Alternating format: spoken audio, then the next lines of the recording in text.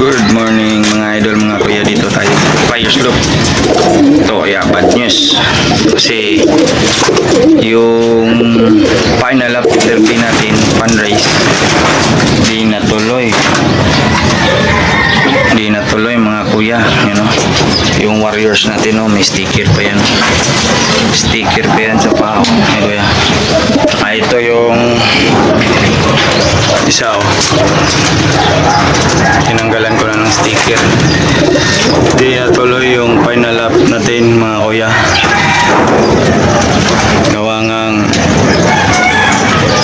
may mga rason, may yung sa patungo dun sa final natin na destinasyon, nagka anuhan ng mga ibon, kaya di na tuloy itong ibon. Kinarga to nung last Webis, kinarga yan Webis, kaya binitawan na lang kaninang umaga 6:30 dumating yung ibon dito. Binitawan na pala to mga kuya sa na lang Maya, tapos dumating yung ibon dito 7:20, sabay lang sila ng dalawa. Yan yung mga Warriors natin, isa na yan, kukunin natin, hiwalay natin kasi mukhang tinamaan ng sakit. Gagamutin pa natin yan, itong mga Warriors natin.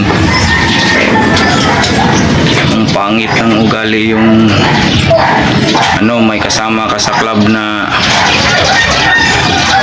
magsusumbong sa kabila.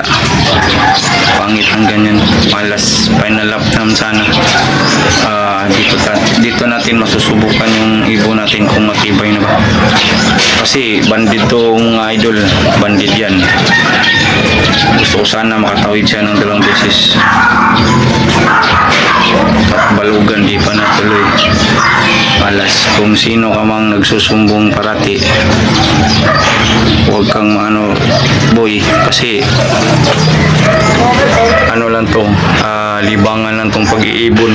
Yung ibon mo or club mo wala nang sumasali dyan, ibig sabihin pangit ang club mo. Kung ako sa iyo boy, tigilan mo na yan, masisira ang buhay mo. Ito naman yung Warriors natin guys. Hinipo ko to guys, talagang umayat siya. Yan. Ito naman isa, bulto pa rin yung katawan. Okay naman si Mr. Taba. Pero sayang talaga guys, kasi araw ng linggo abangan sana ng mga Warriors natin, pero di natuloy. Sayang, binitawan na ng Maya. Dito ko muna tatapusin yung vlog natin for today guys. Maraming salamat sa panonood. Bye.